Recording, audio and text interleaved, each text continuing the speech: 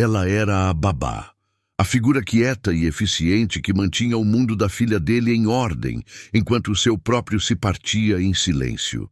Ele, um empresário do vinho, herdeiro de um império construído na Serra Gaúcha, um homem que o luto havia deixado afiado e distante, e que por causa de um negócio precisava desesperadamente de uma esposa de mentira. O que nasceu como um acordo de aparências, regado a cifras e cláusulas, transformou-se numa colheita de sentimentos, até que Helena ouviu a conversa que secou sua alma. Foi contratada para atuar, mas entregou a alma sem perceber, e quando se deu conta, já não sabia como voltar a ser a mulher de antes. A neblina baixa cobria os vinhedos lá fora, um lençol branco e úmido que abafava o som do mundo. Na cozinha ampla e minimalista da casa, Helena finalizava o leite quente com mel que Sofia, de 5 anos, tomava antes de dormir.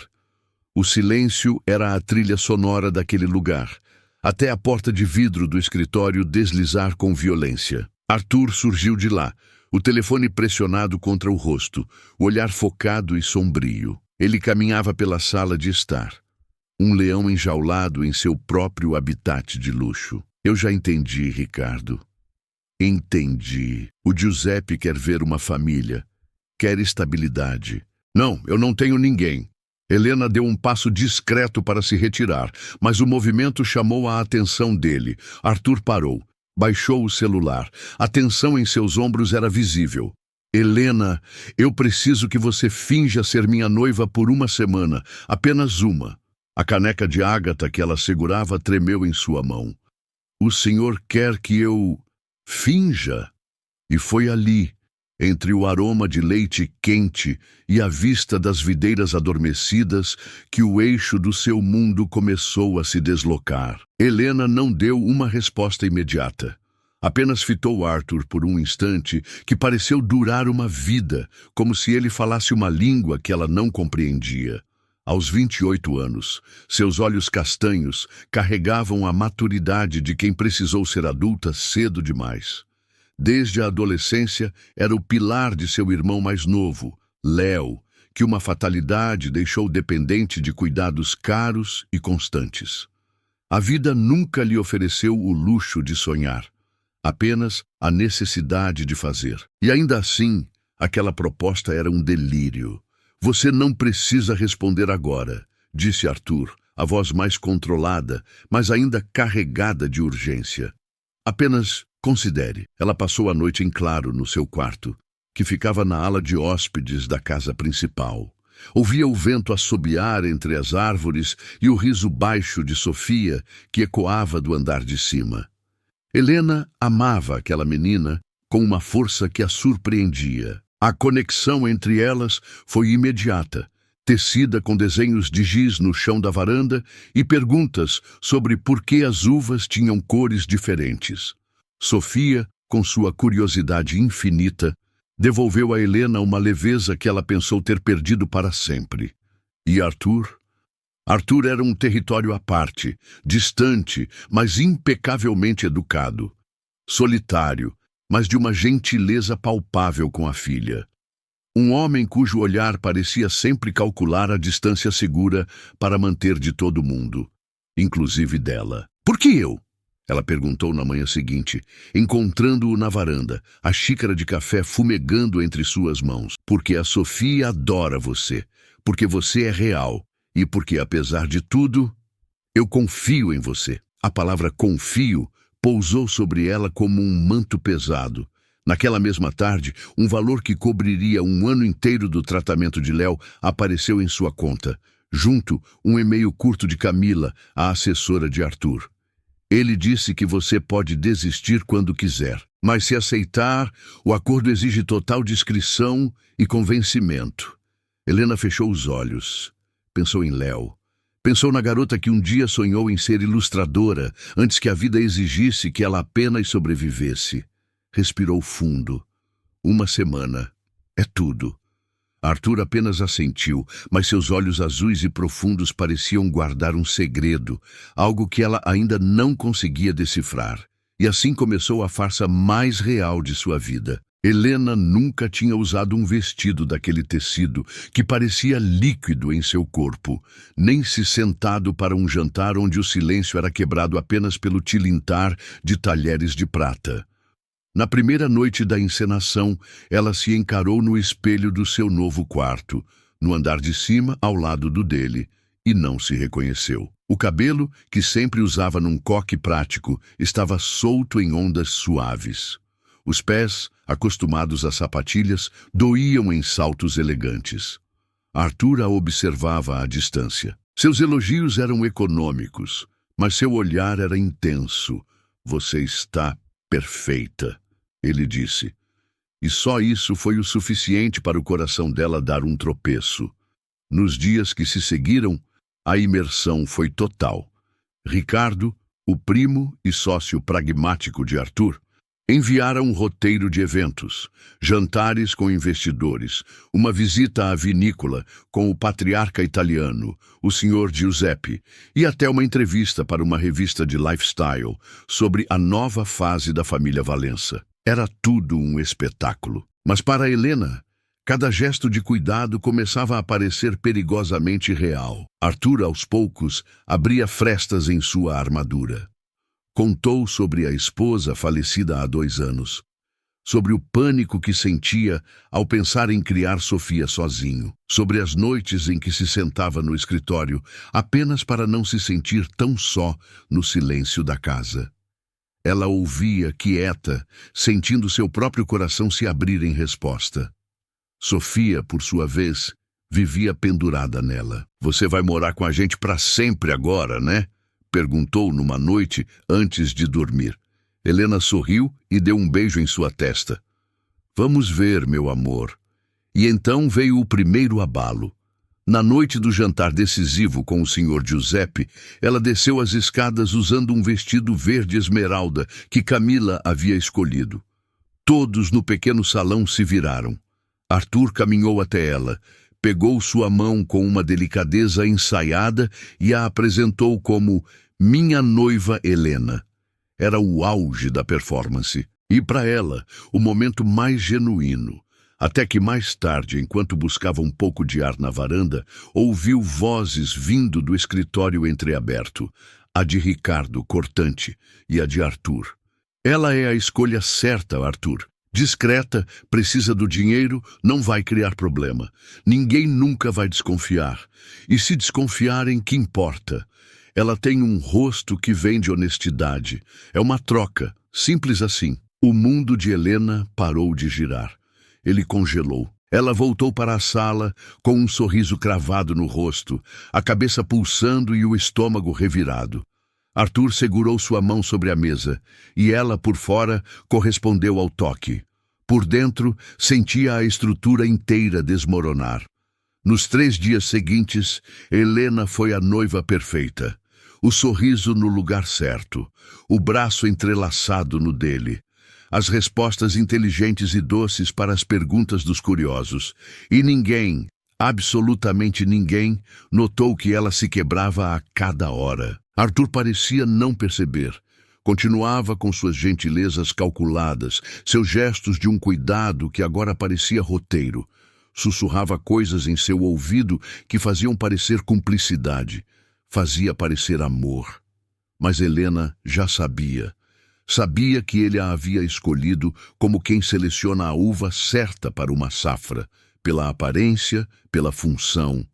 Sabia que para ele ela era o componente que faltava numa equação de negócios, e mesmo assim doía. Doía de um jeito que ela não imaginava ser possível doer por algo que nunca foi seu. Na manhã de sexta, Sofia correu até ela com um desenho. "Olha, Lena, é a gente no pé de bergamota. Você, eu e o papai." Helena se ajoelhou para abraçá-la, engolindo as lágrimas. "Está lindo, meu anjo, lindo demais." Ela já não conseguia mais distinguir o que era encenação do que era sentimento. As noites eram um tormento. Ela se trancava no quarto, repassando cada cena, cada toque, cada palavra de Arthur, procurando um grão de verdade. Mas tudo soava oco, até o jeito como ele a olhava. No sábado, durante o evento final, A celebração da vindima, Arthur discursou sobre a importância das raízes e da família para construir o futuro. Segurou a mão de Helena como se ela fosse sua âncora.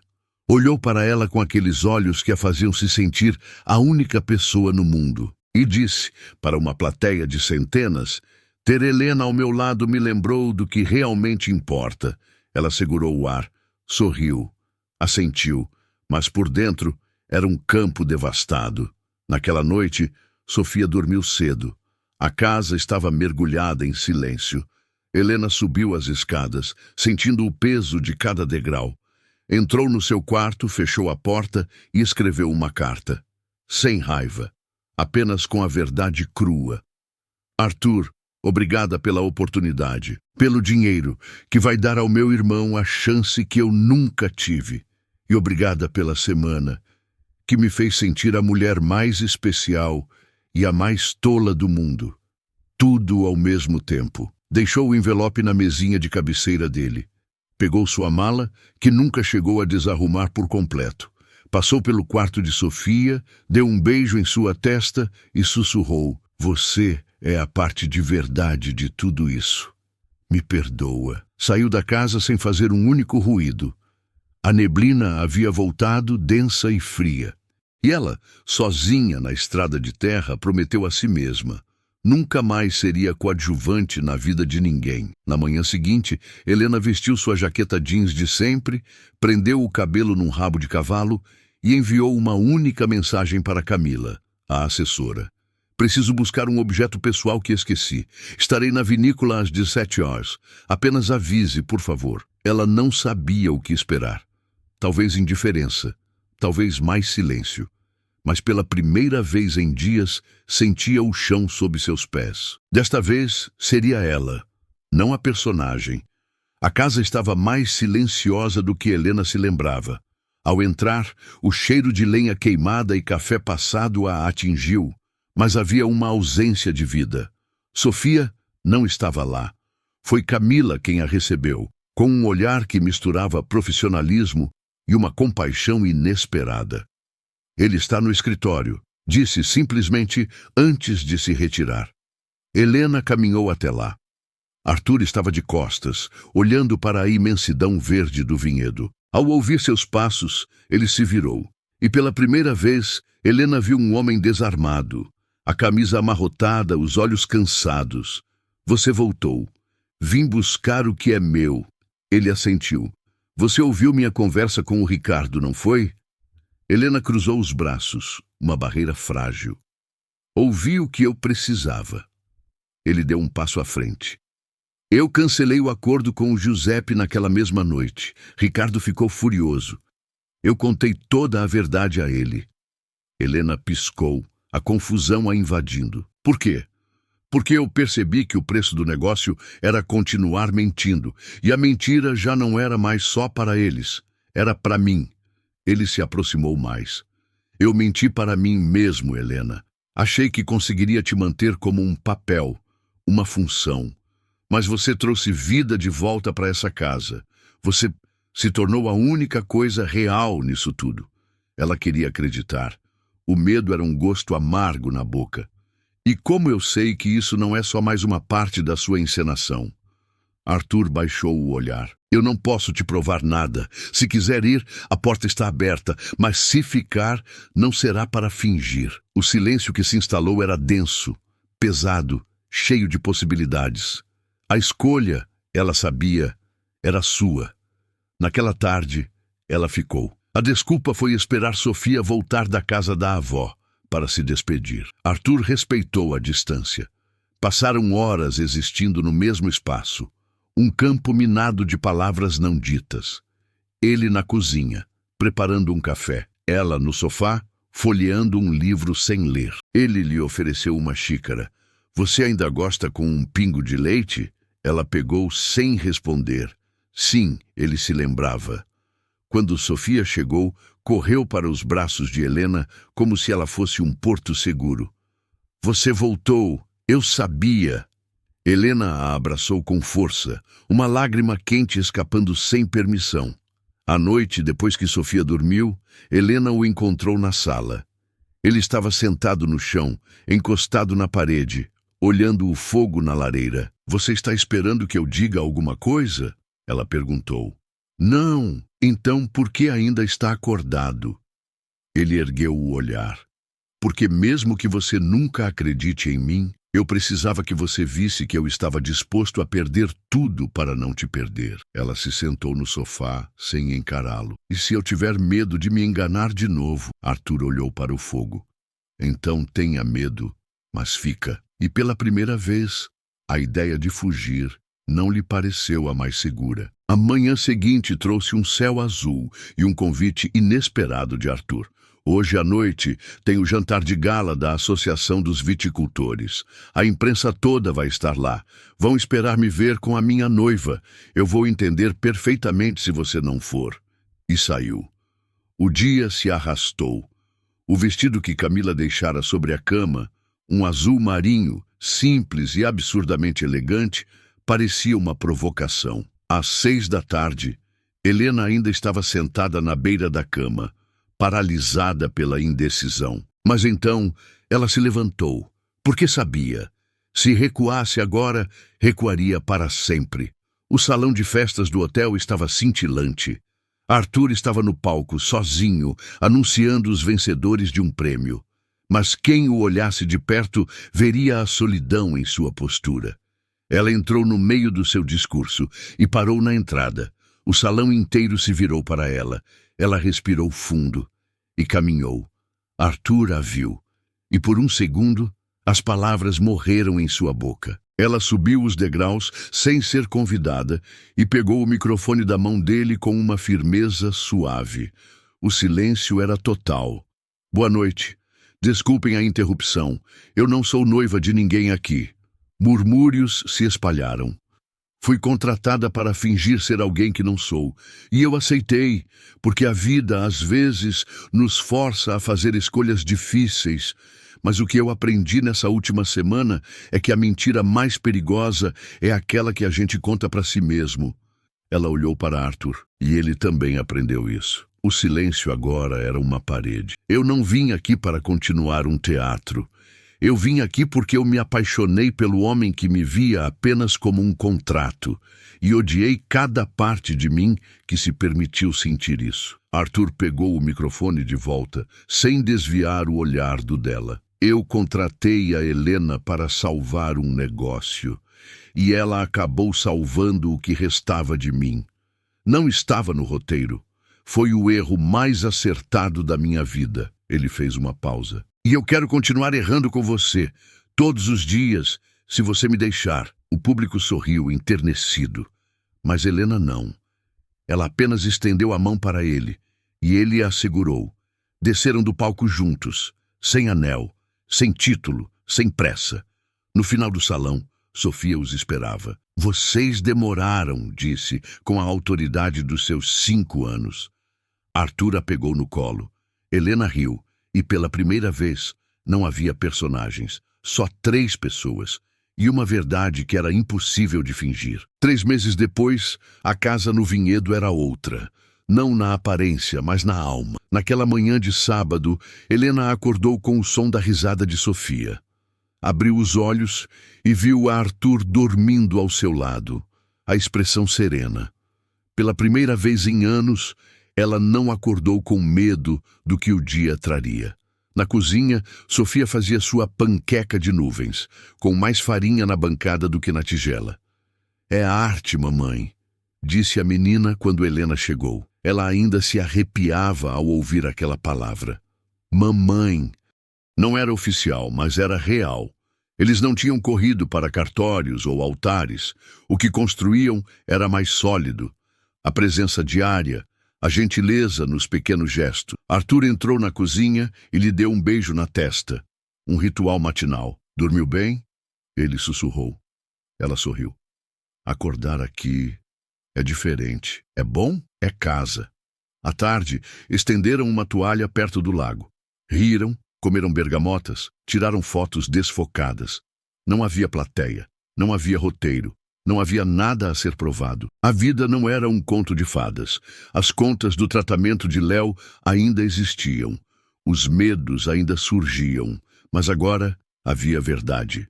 Quando o sol começou a baixar e Sofia adormeceu em seu colo, Arthur segurou sua mão.